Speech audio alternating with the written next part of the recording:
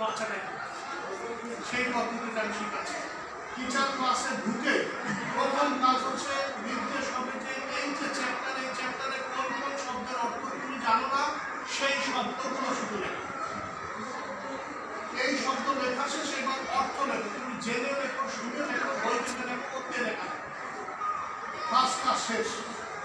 এই বর্ষতে স্কুলে পড়বে, যখন এই শব্দটা শেখানো হয়ে গেল দেখেন তো ওই চ্যাপ্টারের প্রকৃত শিক্ষাটাকে দেওয়া হলো কিনা। কারণ একটা প্রবন্ধ যদি 300 শব্দ থাকে সেখানে ম্যাক্সিমাম 30টা শব্দের অর্থ সে জানে না। এই 30টা শব্দের অর্থ জেনেছে বলে ওই প্রবন্ধ সে বুঝে গেছে। সেটা কৃষি হোক, ইসলামী শিক্ষা হোক, আইসিটি হোক, যাই হোক, কেমিস্ট্রি হোক। এখন দ্বিতীয় কি, এই লেখা যখন কমপ্লিট হলো আপনি কিচ্ছু করবেন না। আমাদের দেশে পড়া দেয় নাই, অলৌকিক দেশ একটা। আমি গেছি স্কুলে পড়া শিখতে, আমার দেয় পড়া, পরের দিন বাসা থেকে আসতে ঘরে পড়া, পারি না লাঠি দিয়ে পিটা, মানে মৃতকে মেরে ফেলা। আমি একটা ট্রেনিং করেছিলাম, আমাকে 3 দিন করাইছে। যিনি ইন্সট্রাক্টর তিনি 1.5 বছর বিদেশ থেকে ট্রেনিং করে আসবে, বাস্তবে কাজ করবো আমি, উনি কোনোদিন ক্লাসে যান। বুঝতে পেরেছেন? এই জায়গাটায় আমি বলছি এখন কি করবেন। দ্বিতীয় কাজটা হচ্ছে এই বাচ্চাকে বলবেন, বাবা তুমি যে সব বাচ্চা নামটা শিখাইতেছি না খুশি, এরপর বলুন তুমি পড়ো। অর্থাৎ পড়ার দায়িত্বটা আপনাদের শেষ হয়ে গেছে। আপনাদেরকে আমরা একেবারে যোগ্যতা দিয়ে বহু কাঠি দিয়ে মেটে দিয়ে দিচ্ছি, তার জন্য সম্মান নেই। তাহলে দায়িত্ব এখন কার করতে হবে? ওই বাচ্চাটা সেটা করে না। 70-80% টেক্সট পড়ে না, কি পড়ে? গাইড পড়ে, যার ফলে একটা পূর্ণাঙ্গ ধারণার সৃষ্টি হয় না। খণ্ড দৃষ্টি নিয়ে সমস্ত ছেলেমেয়ে আপনার বলে চাকরি পায় না। আমি আপনাদের দুয়ায় পিএইচডি পাস করি, আমি দেখেছি চাকরি দেওয়ার মতো লোক খুঁজে পাই না। সর্বশেষ একটা বিশেষ খাতা দেখেছি, মনে হয়েছে যেন 3rd ক্লাস 4th ক্লাস ফলাফলের পরীক্ষা দিচ্ছে। যে খাতাটা বিশেষ প্রত্যেকটা লাইন শব্দটা দেখে আমরা খাতা দেখি, অথচ সেখানে না দেখে ও নাম্বার দিয়ে ফেলে দিয়ে দেওয়া গেছে। আমি বিস্মিত হয়েছি, এরকম খাতা কি করে ঢুকবে। আসলে ওই জায়গাটা সভা এই কাজটা করার ওই বাচ্চাগুলোকে দয়া করে এসএসসি পর্যন্ত কোনো সমস্যা নেই। আমরা যারা কলেজে পড়ে এগুলো বহু সমস্যা, সেই জায়গায় আপনাদের দায়িত্বটা আপনারা পালন করেন। বলা হয় এডুকেশন মাধ্যমিক শিক্ষা হচ্ছে একটা দেশের প্রাণ, মেরুদণ্ড। এইটা যে দেশে ভালো থাকে সেই দেশটা ভালো হবে। এরপরে কোনো লেখাপড়া জন্য তাত্ত্বিক বিষয় শেখা হয়। এই যে আমরা এরপরে অনার্স মাস্টার্স কী করি, এগুলো কাজে লাগে। পরিকল্পনায় যে অল্প লোক লাগে, আলোচনা যাচ্ছে না, আলোচনা চলে যাচ্ছে। সেটা হচ্ছে দ্বিতীয় যে কাজটা, ওই বাচ্চাকে দিয়ে 30 মিনিট ধরে ওই প্রবন্ধটা কমপক্ষে 5 বার থেকে 7 বার রিডিং পড়ায় দিতে পারবেন। যে ছেলে একবার পড়তো না তাকে 7 বার পড়া দিচ্ছে, 70% তাকে বৃদ্ধি ঘটায় দিচ্ছে। আর যেহেতু টোটালটা পড়া দিচ্ছেন তার ভিতরে টোটাল ধারণা ঢুকছে, অর্থাৎ কোয়ালিটি ঢুকছে। এই ছেলে যদি 8 থেকে চলে যায় তো ভালো পিয়ন হবে, নির্দেশ ছাড়া পানি নিয়ে ঢলবে না। এই ছেলে যদি ভ্যান চালায় তো সে রোডের মাঝখানে ভ্যান নিয়ে দাঁড়াবে না, যে মোটরসাইকেলটা বাড়িতে একটা ঘুমিয়ে পড়বে। এসে তার ভিতরে এই বোধটা ঢুকবে যে মোটরসাইকেলটা যাবে, অত জায়গা রাখতে হবে, আমার ভ্যানটা পাশে রাখতে হবে। This is quality. এই কোয়ালিটি বাংলাদেশে হয় না। আপনারা যদি টেক্সটটা পড়ান তাহলে এই কোয়ালিটিটা হবে। এইটুকু হচ্ছে পদ্ধতি, আপনার পদ্ধতি নেই। আপনারা দেখেন শিক্ষকদের পরিশ্রম 80% কমাই দিচ্ছি, ঘটনার পরে কিন্তু রেজাল্ট কোয়ালিটি যেটা আমরা চাচ্ছি 80% বৃদ্ধি পাবে। 100 হবে একটা কিছু থাকে নেচারে, এইটুকু আপনারা করবেন। আর এটা করতে গেলে আমাদের দেশে সবচেয়ে ব্যাড যে ধারণাগুলো এডুকেশন কাজ করে সেটা নিয়ে কথা হচ্ছে।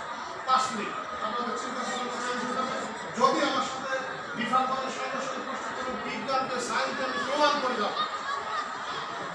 1 নম্বর হচ্ছে আমাদের প্রত্যেকের ক্লাসে গেলে একটা ধারণা ছিল, এটা ভালো সত্য, এটা খারাপ সত্য, এটা খারাপ। এই ধারণা সম্পূর্ণ মিথ্যে। দ্বিতীয় ধারণা কি ছিল, যে ব্রেন ধারণা, একেবারে ডাহা মিথ্যে কথা। স্রষ্টা কোনো বৈষম্য করে না, স্রষ্টার দাম সবসময় সমান থাকে এবং সব কিছু প্রাণীর জন্য। আপনি একটা প্রাণী, অর্থাৎ মানুষ একটা প্রাণী। 18 লক্ষ প্রজাতির 1 প্রজাতির 2 কোটি কোটি ভাগ আছে। এই 18 লক্ষ প্রজাতির প্রাণীর জন্য ফ্যাসিলিটি। এখন কি যে তাহলে ব্রেন কিন্তু সবার সমান। আপনাদের প্রশ্ন কথা হয় কি করে, একজন 5 মিনিটে পারে, একজন 50 মিনিটে পারে গেল না পারার কারণ আমি বলে দিচ্ছি। চক্ষু, কর্ণ, জিহ্বা, নাসিকা, ত্বক, মস্তিষ্ক এই 6টি ইন্দ্রিয় দিয়ে দিয়েছে। কম্পিউটার দেখেছেন না, এরা হচ্ছে ইনক্লুডার। কম্পিউটারে মাদারবোর্ড মেমোরি কার্ড শুনেছেন না, এই মস্তিষ্ক সেইটা। এই পঞ্চ ইন্দ্রিয়কে যত ঢোকাবেন তত এখানে তথ্য ঢুকবে। বলা হয়েছে পৃথিবীর সর্বশ্রেষ্ঠ তথ্য ঢুকেছেন আইনস্টাইন, হযরত সাল্লাল্লাহু আলাইহি ওয়াসাল্লাম। সেটাও 16 থেকে 20-এর ভিতরে 20 ক্রস করে নাই।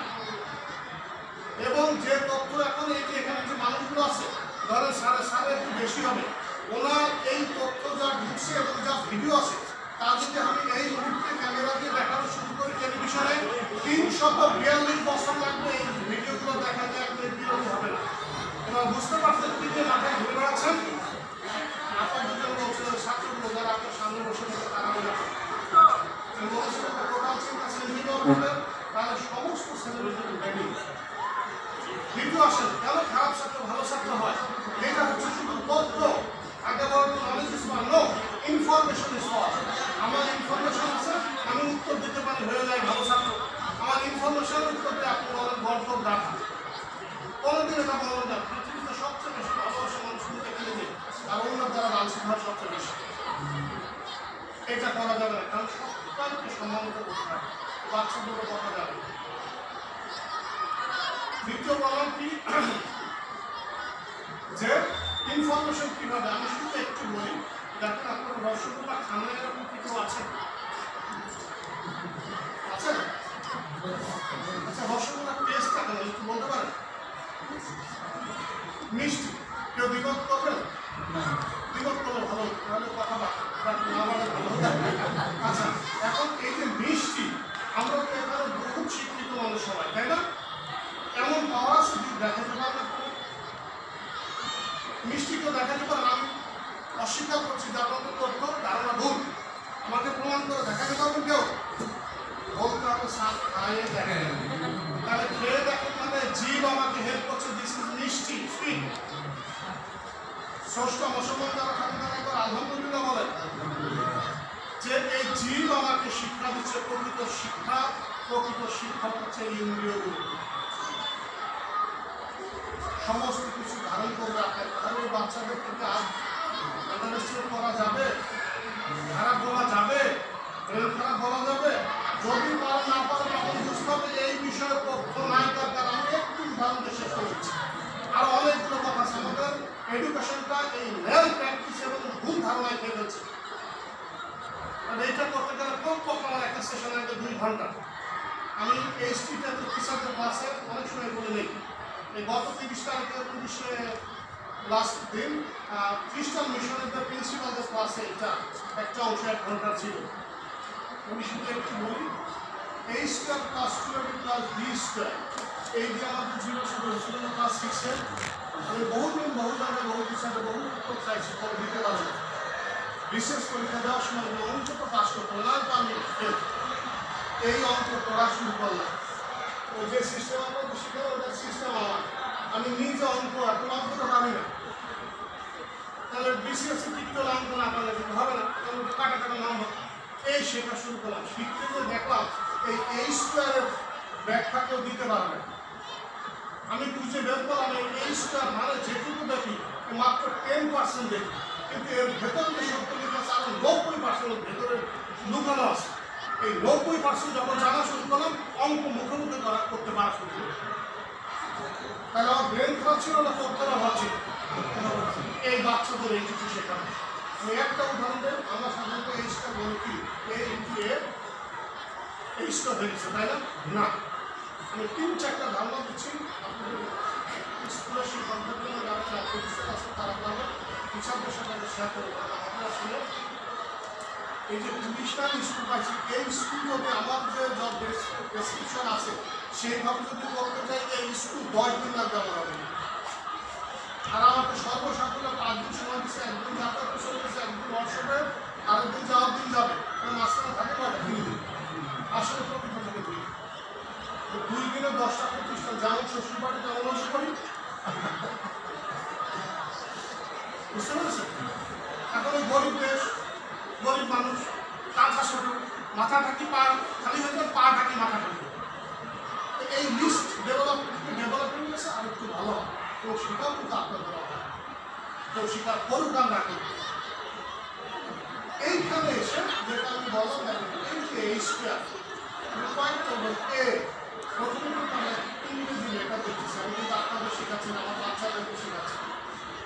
তাহলে প্রথম উত্তর হচ্ছে ইয়েস, এটি একটি ইংরেজি লেটার। সেকেন্ড, এটা কি এ? নো। তাকে একই টিচার দুই রকম কথা বলছে। এ বললাম, বলে সাথে সাথে বললাম এটা এ নয়। তিন, যদি এ নয় তাহলে এটা কি? এটা তাদের কাছে একটি টার্মিনোলজি, পরিভাষা। তাহলে 3 নম্বর উত্তরটা কি হলো? পরিভাষা। 4, পরিভাষা বলা হচ্ছে কোনো শব্দ, ধ্বনি বা বর্ণ বা কোনো বাক্য যখন কোনো বিশেষ অর্থ ব্যবহৃত এবং বিশেষ কোনো অর্থকে জ্ঞাপন করে অনুরোধ হয়, তখন তাকে বলা হয় টার্মিনোলজি। তাহলে এখন এ এখানে বসে, আমরা প্রথমে এ কোথায় বসে? ইংরেজি সাহিত্যে না একটি অঙ্ক বইয়ে? তাহলে এটা কি এ আছে না অঙ্ক হয়ে গেছে? তাহলে একটি অঙ্ক হয়ে গেছে, মানে কি এ নয়, একটি টার্মিনোলজি, পরিভাষা। 5 নম্বর, তাহলে এটা কি পরিভাষা? তখন এটা হলো, এটা পরিভাষাটা হচ্ছে একটি সিম্বল, প্রতীক। প্রতীক যখন হলো 7 নম্বর ধারণা কি? প্রতীক হলে এখন ব্যঞ্জনা সৃষ্টি করবে, তাহলে 7 নম্বর ধারণা সে ব্যঞ্জনা সৃষ্টি করে। 8 নম্বর, কি ব্যঞ্জনা সৃষ্টি করে? তখন এই যে দেখেন একটা বিষয় ভিতরে চলে আসে। 0 থেকে 9 পর্যন্ত 10টি ডিজিটের যে কোনো একটিকে আমি একটু ছোট করে বললাম, এবং বলছে যে 9-10 নম্বরে কি বলছে? না, এই 10টা না, তবে কি বলছে? এই 10টা দ্বারা সৃষ্ট বিলিয়ন বিলিয়ন বিলিয়ন ট্রিলিয়ন সর্বশেষ সংখ্যাটা নিয়ে গবেষণা হচ্ছে, গবেষণা হয়েছে যে এর যে কোনো একটিকে বোঝায়। তাহলে বুঝছেন এটা এ ছিল না, কি হয়ে গেল? এরপরে আর আমি যাচ্ছি না, আপনারা সবাই শিখতে এইটুকু, এরপরে আপনারা জোর করে দিয়ে বাচ্চাদের শিখতে। ধন্যবাদ সবাইকে। আমার মনে হয় যে এই যে ব্রেন ছাত্রছাত্রী চিন্তা চেতনা রেখে কিছু করেছে, এইভাবে একটু নতুনভাবে এসডিজি কোয়ালিটি এডুকেশনের জন্য সরকার চেষ্টা করছে, আমাদেরকে ইনভলভ করেছে, সুন্দরতা কৌশল পরিচালিত হচ্ছে। এই সব মিলিয়ে যেটা বললাম যে অনেক কিছু কিন্তু অল্প সময় শেখাতে যায়, সেটা হয় না কিছু, তারপরে যতটুকু আমরা শিক্ষিত সবাই কিন্তু অনেক কথা বলে। এই জন্য আমি শুধু একটি ইঙ্গিত দিয়ে গেলাম মাত্র। এই ইঙ্গিতকে আপনারা আপনাদের মেধা এবং মনোজ দিয়ে পরিপূর্ণ করে ছাত্র শিক্ষকের কাছে উপস্থাপন করবেন, যাতে সে ধারাবাহিকতা আমাদের দীর্ঘ চলতে থাকে। ভালো কিছু চললে সেটার উপকার হয়। হাদিস আছে, সব আমাদের দল, সব আমাদের সেগুলো আমাদের দায়িত্বটা